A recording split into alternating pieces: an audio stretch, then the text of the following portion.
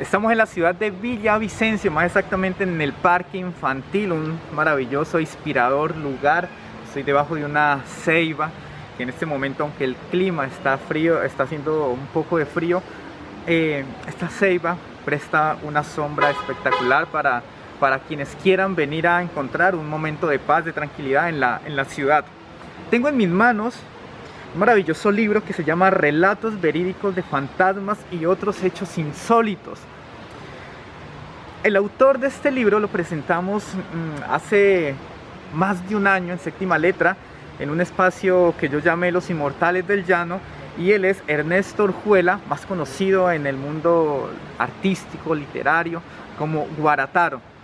Y hoy quiero invitarlos a que conozcamos un poco más de su vida. Digo un poco más porque, bueno, es un hombre muy versátil en diferentes espacios del conocimiento, pero vamos entonces a conocer quién es Guarataro, que tenemos una cita hoy con él. Entonces, vamos. Bueno, entonces ya estamos llegando a la casa de Guarataro, entonces vamos a ver si está por ahí, que nos atienda. Es un hombre muy puntual, entonces vamos a ver. Muy buenos días. ¿Cómo ha estado? Diego Galíndez, de Séptima Letra. Muchas gracias, hombre, un gusto y muchas gracias. Vamos a conocer. Bienvenido Vamos a conocer. a mi humilde guarida, ¿no? Vamos a conocer el mundo de Guarataro. Entonces, bueno, entonces, muchas gracias. ¿Cómo ha estado? Bien, muchas gracias. Encantadísimo de tenerlo aquí, ¿no? Yo. Muchas gracias. Bueno, entonces, pues sigamos, ¿no? Pues mira, este es el amable lugar, aun cuando no lujoso, donde vivo. Ah, bueno, muy bien, muy bien. Bueno, entonces vamos a seguir, vamos a acomodarnos y vamos a seguir con esta conversación que tenemos hoy con Guarataro. Entonces ya hablamos. Entonces, realmente necesitaríamos muchos días, muchos encuentros para abordar, digamos, muchos temas interesantes que yo sé que usted aborda. Pero el contexto general del que vamos a hablar es el contexto de los llanos orientales, que usted lo toca desde diferentes focos. Hemos querido limitar nuevamente 6 aspectos de los cuales queremos abordar, desde la geología, la protohistoria, la historia, el folclore, la literatura y la fotografía. Realmente son muchos temas y vuelvo a decir, me gustaría tener mucho tiempo, pero bueno, vamos a aprovecharlo al máximo, maestro, y desde ya muchas gracias por disponer de su tiempo para atendernos aquí en su casa. Y entonces, pues empecemos a hablar de la geología, maestro. Sí, bueno, los llanos colombo-venezolanos, que algunos académicos suelen llamar planicies del Orinoco. Bien, ¿por qué? Porque nosotros, estas aguas del Guatiquía, del Guayuriba, etcétera, etcétera, van al Meta. Y el Meta es tributario del Orinoco. Y el Orinoco, todos sabemos, es tributario del Atlántico. Desemboca en lo que los antiguos guaraburos llamaban Uriaparia. Ya los colonizadores le llamaron el Golfo de Paria. Pues bien, mire, la condición plana y semidesértica de los llanos orientales es debida a que los llanos colombo-venezolanos eran antiguo asiento de mar. Por lo que han concluido los geólogos,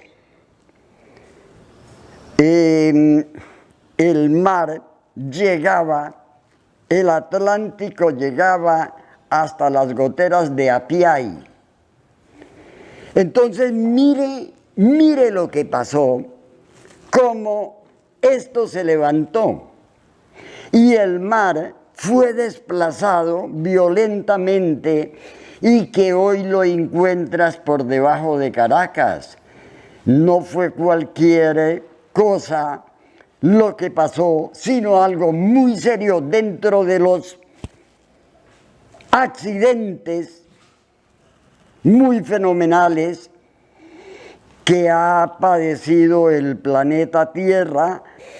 Entonces a eso se debe el hecho de sabanas que caracterizan a los llanos colombo-venezolanos, claro, con algunas modificaciones ya, invasiones de pequeños bosques, logrado a través del tiempo por la acumulación de nitrógeno, principalmente de nitrógeno, y otros minerales que propician el desarrollo de la fitomasa. Sigamos, maestro, con la protohistoria, por favor. Pues sí, respecto de los pobladores primitivos de estos llanos colombo-venezolanos, no hay un solo eslabón perdido, en mi humilde entender, o tal vez ignorancia, sino varios eslabones perdidos. En todo caso, una teoría propone que una oleada de viajeros llegados desde lejanos mares, y por lejanos mares se ancló en el Mato Grosso brasilero. Ahí se aclimataron, se reprodujeron y como que fueron diseñando el porvenir a su manera. Y de allá habrían procedido algunos de nuestros ancestrales habitantes, como son los guahibos. Mira, hay cosas que no podemos abordar así de buenas a primeras, pero en todo caso, para hacer un recuento muy somero, está bien, hablo de los guahibos y podríamos ver sus subgrupos, pero en todo caso hay otros, como los piapocos, como los sálivas y como los achaguas. Los piapocos son una subfamilia del tronco piaroa. Los piaroas poblan principalmente el estado Amazonas, Venezuela, y ellos, por ejemplo, la voz que es muy conocida en Arauca procede de su lengua, de su tronco lingüístico. Chilacoa, la voz está deformada, chilacoa. Chiricoa es la voz. Por eso en los araucanos una conversación, esas tertulias así de chismoseo inclusive le llaman chiricoqueo. Y viene de chirica, de la voz piaroa, chirica, que traduce ave del lucero. Entonces, ave del lucero se refiere al lucero sirio, que el llanero llama lucero del becerrero. Entonces, porque el aramides, que para los científicos es aramides, ella canta sobre las 4 de la mañana y coincide con el levante del lucero sirio. Pues bien, ahora, ellos son una lengua como autóctona, una lengua que nació espontáneamente. Pero bueno, allá por los lados de Venezuela, el Orinoco cruza, lame muchas llanuras, pero entonces encontramos, ahí están los eslabones perdidos de que hablaba, porque por ejemplo, encontramos como los cumanagotas, encontramos como a los guarauros, encontramos a los caliavirinas y encontramos a otros grupos. Pero para ir poniendo en conclusión, aquí, en este lugar donde estamos, esto fue corredero, como dice el llanero, corredero de guaíbos, de achaguas, llamados por los etnolingüistas azahuanay, y piapocos. Por ejemplo, hace unos años, en un trabajo que hice, no sé si sobre periodismo, encontré a un señor de la tercera edad en Ciudad Porfía que me contaba que hasta 1930 salían indígenas aquí a Villavicencio y que ellos vivían por allá arriba, según él supo, dizque en el Cerro del Yarí, en lo que pudiéramos llamar el Alto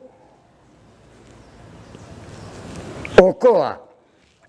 Y la voz Upín, cierta vez un secretario de gobierno recién desempacado de la universidad, no sé por qué, era un hombre amable, un hombre bien, secretario de gobierno fue nombrado esa vez. No sé por qué me preguntaría, Guarataro, ¿qué es Upín? Como si yo supiera. Entonces, Upín deja esa voz que está entre nosotros y que nos es muy familiar.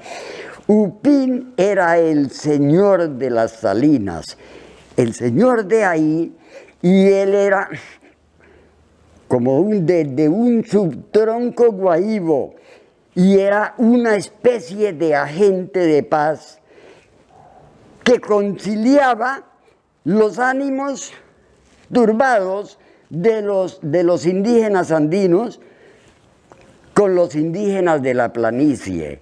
Entonces, Restrepo se debería seguir llamando Upín, colorín colorado. Interesante, mire que resulta que nosotros como latinos, como parte del sur, digamos, en la organización general del globo terráqueo, como esa organización que han dado, digamos, los eurocentristas o los europeos a nuestro territorio. Desde acá hay una serie de pensadores que han querido llamar las epistemologías del sur a todo eso que usted nos acaba de mencionar. Es decir, sí, rescatar la dignidad de que no solo se puede llamar pensamiento o ciencia aquello que viene desde afuera, sino que desde nuestros territorios se ha generado un conocimiento, se ha generado un pensamiento y como usted lo ilustró muy bien ahora, de conciliación, ¿no? Es decir, que somos organizados y realmente también por tradiciones que lastimosamente no todo el mundo conoce lo que usted no está mencionando. Y eso encaja muy bien en lo que estos pensadores como Silvia Cusillan, que no estoy mal, ella es boliviana, y Boaventura ha querido o quieren rescatar de todos estos territorios. Entonces, por eso le comentaba hace un momento que lo que hacemos aquí es casi una introducción, pero sí me interesaría en algún momento poder conversar con usted, maestro, a profundidad de todos estos temas que usted conoce pues muy bien. Intentamos hacerlo porque puede ocurrir dos cosas, o una o ambas. Que se me olvide en el momento o que no lo sepa. Y resulta que yo, no sé por qué, yo casi, como puede ver, no necesito de ir a abrir libros, que eso es fatigoso para la prensa, y entonces uno un poquito a la usanza llanera. Yo creo que esto viene del repentismo. Usted tiene un privilegio que ya uno está perdiendo, ¿no? Debido a que ya somos hijos, o no hijos como tal, que ya tampoco soy tan joven, pero digamos que ya hacemos mucho uso de las tecnologías y ya no nos fiamos tanto de la memoria. Y ustedes tienen un privilegio, y es que retienen muchos conocimientos, retienen mucha información, y lo que usted dice, les facilita contar, relatar, recordar, sin hacer reminiscencia a lo que decía Platón. Entonces, maestro, muchas gracias y pasamos a algo que es la historia, ¿listo? Entonces vamos, maestro, a buscar otro espacio en el cual podemos hablar de la historia también en relación a los llanos orientales. Entonces vamos hacia allá, maestro. Bueno, pues por aquí estamos haciendo uso de los espacios donde vive el maestro Guarataro para darle movimiento a la conversación y ya de la protohistoria. Entonces él nos va a comentar también algo de la historia en relación a la región llanera. Entonces, maestro, lo escuchamos. Pues sí, mira, suelo decir que una tarde del año 1492, algunos indígenas estaban contemplando a sus mujeres, entre ellos los achaguas, que eran muy consentidores de sus mujeres, recíprocamente ellas, que otros estaban pescando, que otros estaban peleando con los jaguares, y etcétera, etcétera, cuando súbitamente apareció el conquistador, al que yo humildemente llamo el caballero de la espada y la cruz. Algunos han denominado a este capítulo choque de culturas. Yo creo que habría sido mucho mejor si los pergaminudos y prepotentes europeos no trajeran la soberbia que en mi humilde concepto los caracterizó. Pero es que el maldito problema del dogmatismo y del prejuicio y todo. Entonces, que hubiera sido como un encuentro más amigable, pero fue todo lo contrario. Porque, mire, para ellos el indígena tenía la condición peor que del perro sarnoso. Era un ser repugnante y despreciable. Eran demonios. Ellos tenían, yo los considero, y porque yo casi soy eso, que ellos, sus dioses eran tangibles. Sus dioses eran visibles y tangibles. Sus dioses eran, por ejemplo, la anaconda, el jaguar, la montaña, el bosque, el río, el sol. Entonces estos les vinieron a cambiar el chip, claro, eso era dramático, por un Dios que vive por allá arriba. Y mire que después de todo ese infierno llegó Vargas Vila y me aclaró la mente, porque Vargas Vila me dijo: mire, Guarataro, arriba lo que vi fueron los cielos tenebrosos y vacíos. Yo creo que eso les pasaba a los indígenas. Pero como quiera, que tenían mayor poder, a pesar de todo, los invasores, pues entonces, por el oro, empezó la despiadada masacre y el exterminio de esas razas. Claro, ellos aportaron muertos que se tragaron las fieras, que se tragaron los ríos, que se tragó la malaria, que se tragaron todas esas plagas, y uno que otro flechazo bien puesto con dardos envenenados de curare. Hubo cosas que yo, leyendo la historia, he celebrado, como un tal Alfonso de Guzmán, que mataron por allí en Tame, y como el fundador de Santiago de las Atalayas. Pero tampoco hay mal que por bien no venga, porque ellos nos trajeron una de las cosas que yo celebro, que yo les reconozco a ellos, es el idioma. Recuerde que cuando Caracol la cadena Caracol, y tengo derecho a nombrarlo porque es en justicia, conmemoraba los 500 años del descubrimiento que yo le llamo invasión de América por los europeos. Acuñaron como este lema: se llevaron el oro, pero nos dejaron las palabras. Y eso es. Entonces, ya las leyes, ya nuestro derecho, no el derecho natural, ya el llamado derecho romano, ya el pensamiento a mal que bien, y así se va formando esta cultura con un poquito tomado de allá, de lo europeo, y un poquito tomado de acá. Me gustaría que tocáramos ahora otro aspecto en el cual usted no ha abordado solamente de la parte histórica, sino que también es un artista, también es un compositor en relación al folclore, me refiero al poema llanero. Entonces, háblenos un poco del folclore del llano, maestro Guaratar. Pues mire,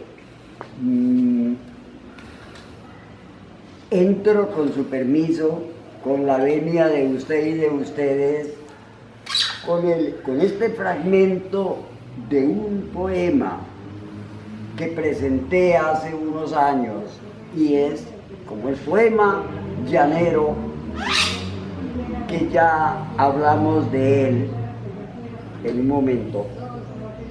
Es oratorio y es como la puesta en escena de lo que es el poema llanero.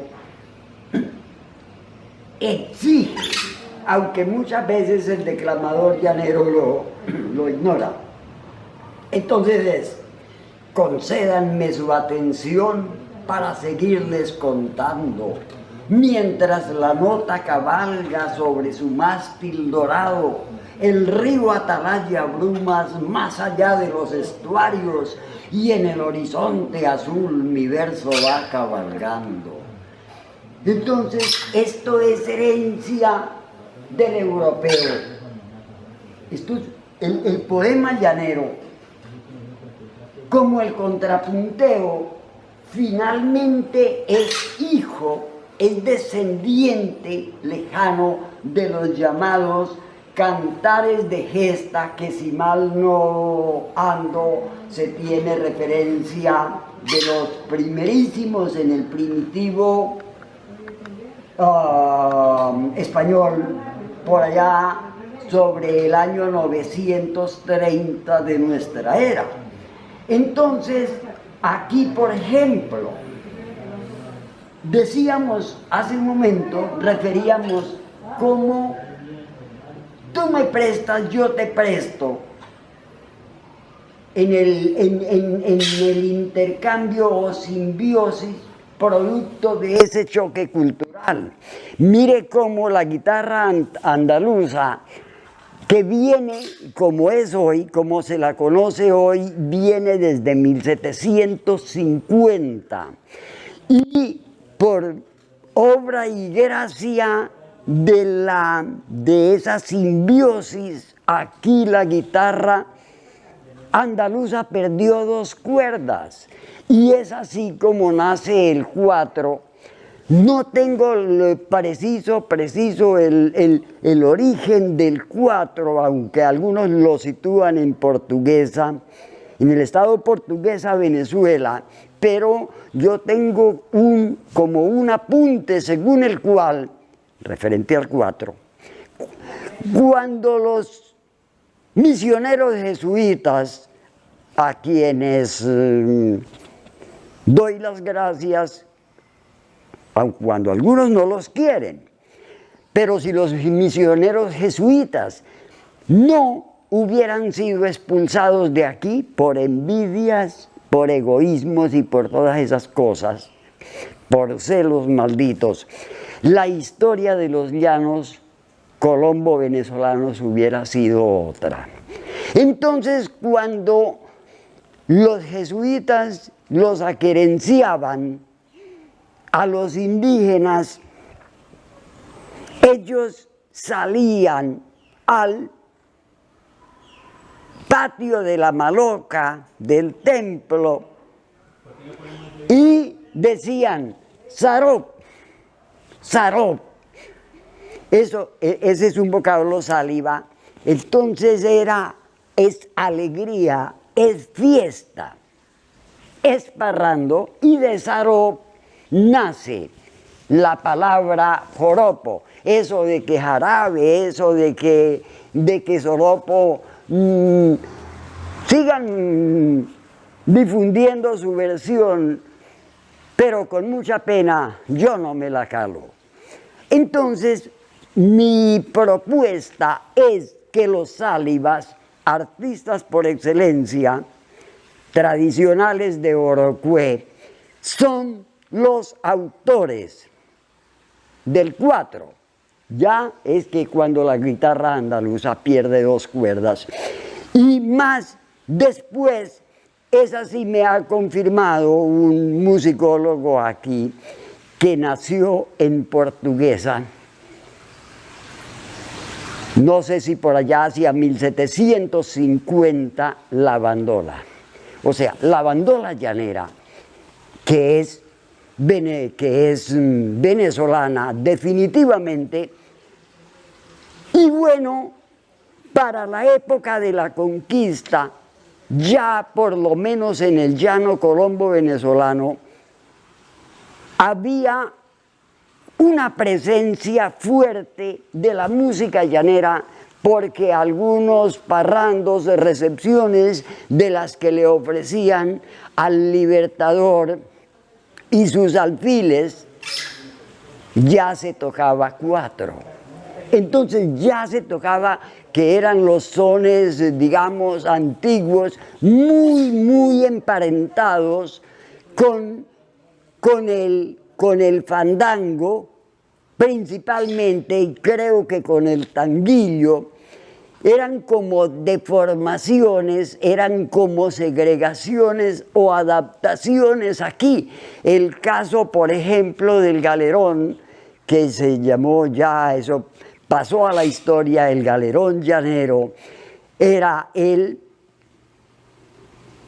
retorno, esa pieza, esa especie de vals, de pasaje vals, o de vals pasaje, la escribieron para celebrar el retorno de los galeones más amados, más estimados, por las razones que sea, que habían acabado de cumplir la doble travesía América-España, España-América. Entonces escribieron el galerón para homenajear a esas tripulaciones, y hasta bendecido el mismo casco, la misma embarcación física.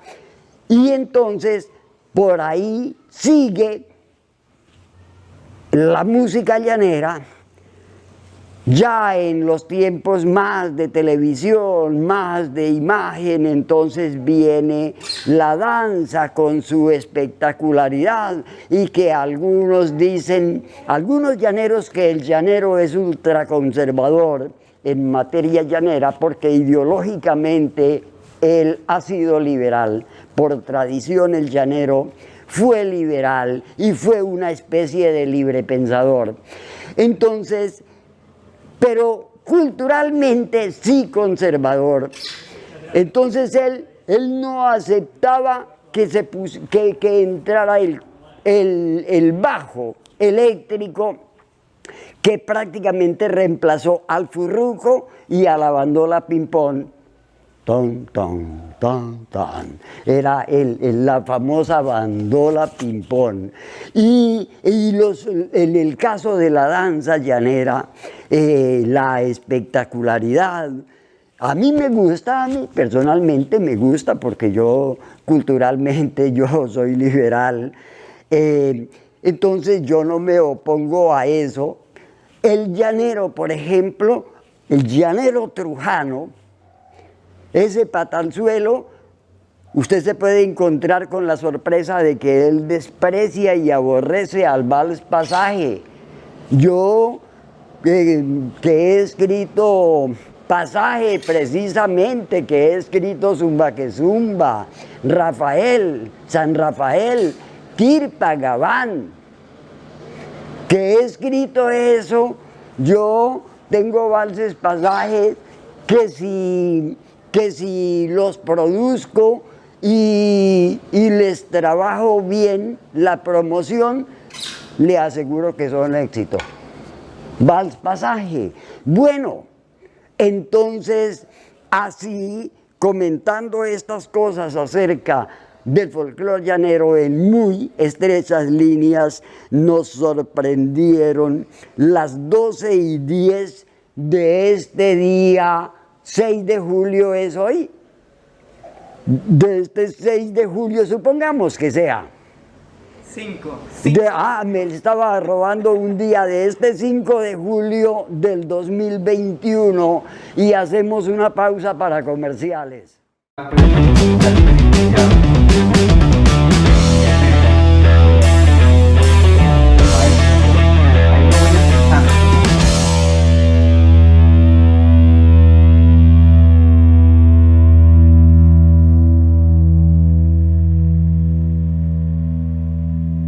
Nos salimos un poco ahorita al aire libre, también aquí al parque donde hice la introducción de este encuentro con el maestro Guarataro, y aquí vamos a abordar entonces su papel también como literato, su aporte a la cultura llanera desde la poesía, desde la prosa, y también vamos a cerrar un poco también con su experiencia que él tiene en la fotografía. Entonces, el maestro, le doy la palabra. Gracias. Pues le decía, antes de entrar en materia, esta hojita me hace recordar de que dicen, cuentos de camino tal vez de que habla Hugo Mantilla, que ninguna hoja se cae del árbol sin la voluntad de Dios, cosa que mis amigos los dogmáticos se lo toman al pie de la letra, y entonces yo hay veces les bostezo en la cara a ellos con mucho respeto, les dije, bueno, entonces Dios dice, está pendiente de todas las hojas, y él dice, esta no la dejo caer todavía, y cuando llegó a esta, dijo, sí, que se caiga esa hoja.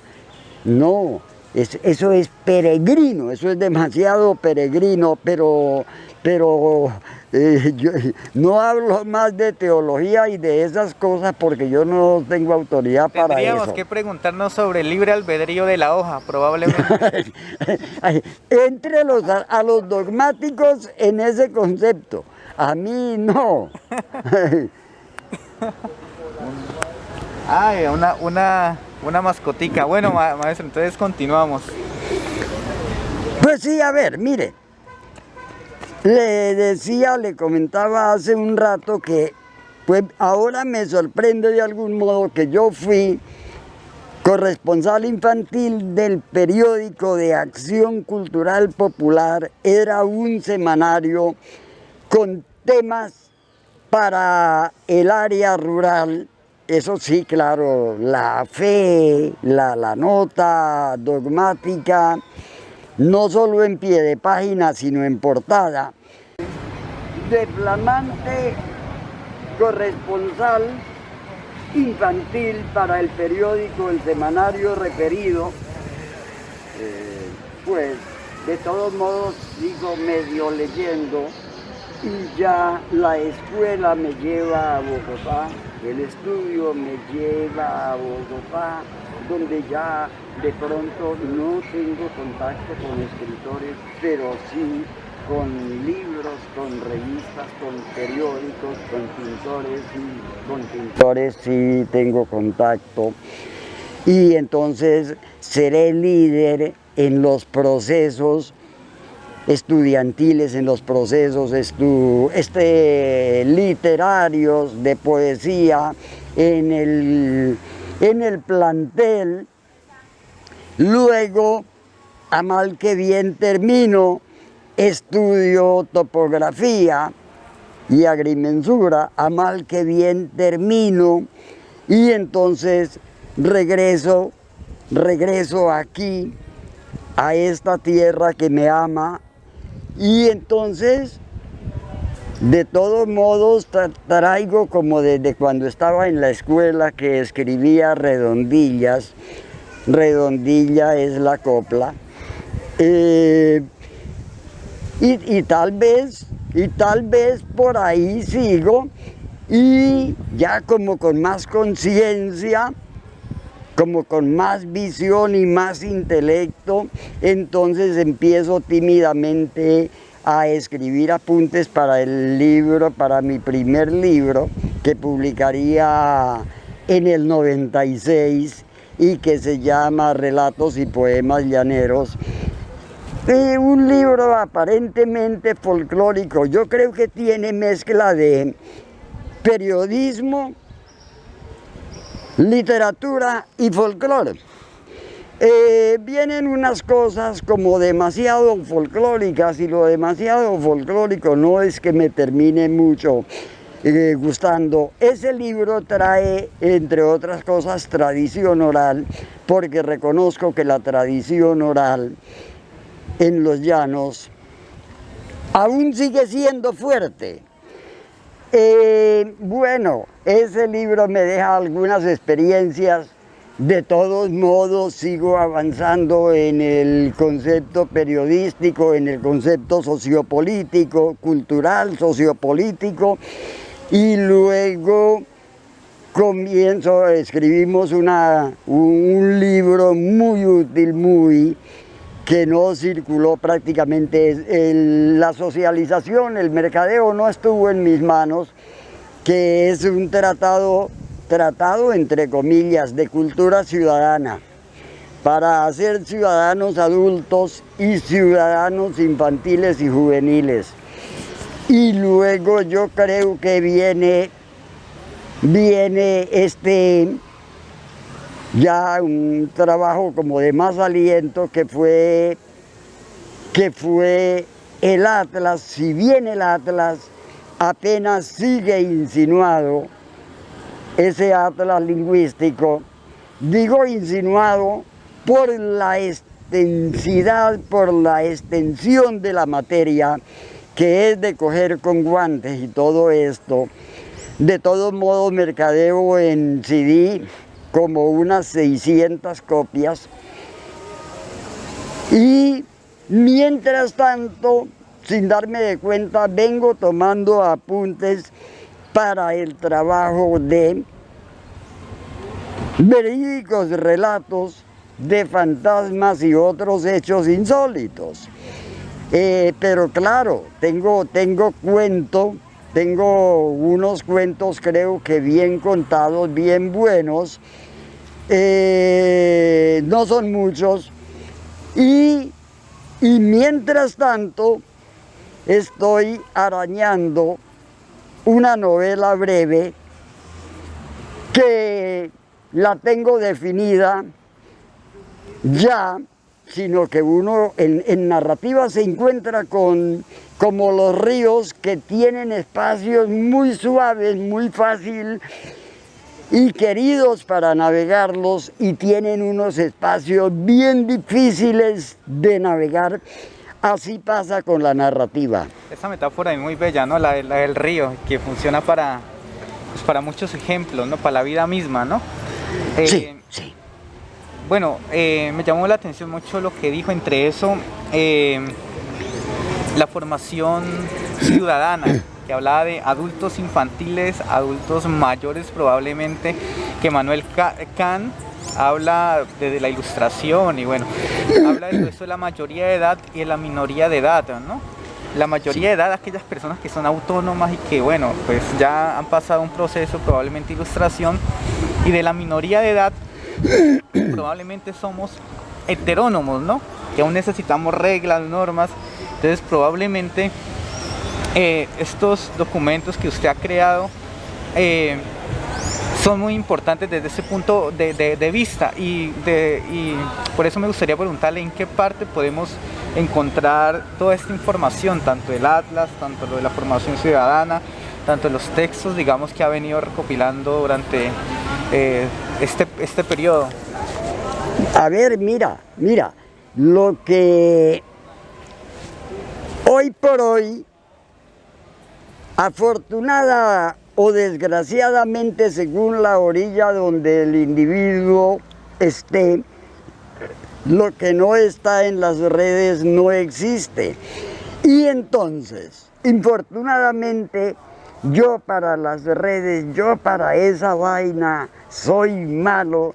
No es que sea el más atolondrado en sistemas, que a mal que bien en sistemas voy y vengo, pero las redes no me han querido. Y yo les digo, quiéranme, enamórense de mí, y esas hijueputas no. Entonces, ¿qué pasa? Entonces, referente a esa respuesta, lo que está en los libros, ahí que puedo tener en una librería a la venta, o lo que tenga en los archivos ya impresos ahí, en libros ya, y el resto de algún modo está en proceso en el computador.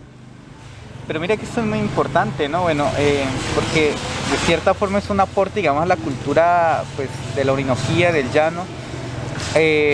Como tal, digamos, las bibliotecas públicas, ahí no podemos encontrar, digamos, su trabajo. Ellos no han hecho como ese trabajo que hace parte de la responsabilidad, precisamente de parte de ellos, de recopilar, digamos, toda esta información que es muy valiosa. Sí, los 3 libros referidos están, por ejemplo, aquí en la Casa de la Cultura. En la biblioteca Germán Arciniegas está Relatos y Poemas Llaneros, y también está el Atlas.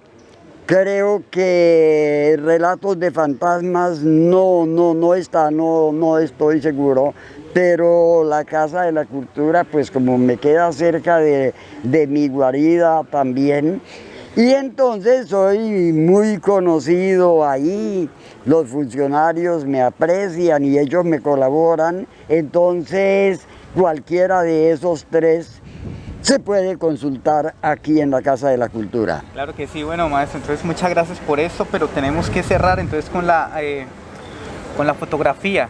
¿Cómo es esto que además de escritor, de artista, también es fotógrafo y realmente, digamos, también no es solamente la fotografía de por sí, sino con concepto, ¿no? Digamos que de fondo hay una intención, ¿no?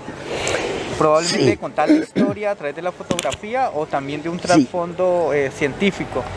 Quisiera, a ver, en principio es que yo celebro en grado superlativo esas cosas.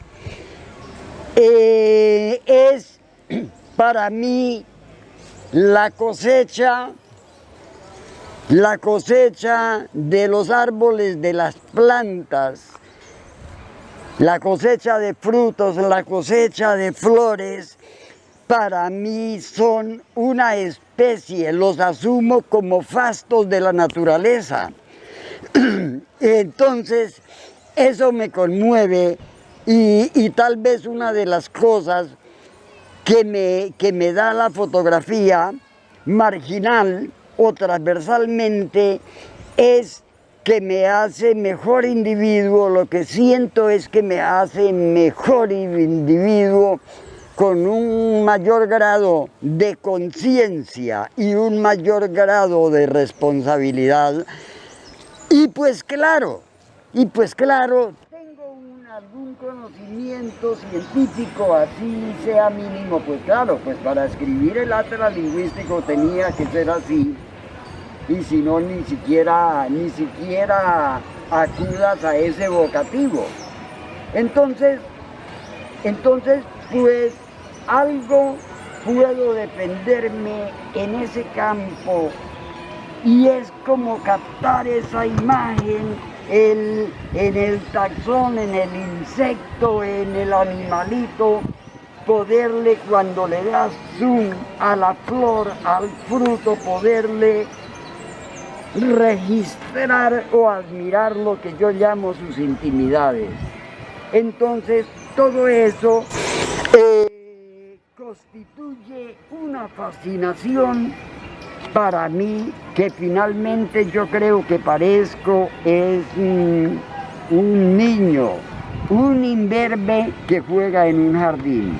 Bueno, entonces ya hemos llegado al final de este corto, podemos llamar reportaje o recuento, digamos, muy fugaz de lo que ha sido hasta el momento la vida del maestro Guarataro, y de verdad que le doy las gracias por su generosidad con su tiempo, con ese conocimiento que nos ha compartido, y de paso invitarlos a que consulten su obra, que de verdad no solamente es rica en historia, en literatura, en geología que hablamos, sino también desde el ámbito fotográfico. Entonces, maestro, muchísimas gracias por su tiempo y esperamos volver a encontrarnos en otro momento. Además que me ganó 2 veces ajedrez, entonces... 2 partidas. 2 partidas, entonces eso salí pensando y mejor dicho, me toca ponerme las pilas porque tengo mucho camino por recorrer en ese campo, que es un deporte interesante, ¿no? El ajedrez. Sí, claro, claro. El rey de los juegos y el juego de los reyes, ¿o yo? En 300.000 partidas no se repite una. Claro, pero bueno. puede ser en 3 millones. No se repite una partida. Bueno, entonces... Esto es todo. Diego, muchas gracias, muy gentiles, y un caluroso saludo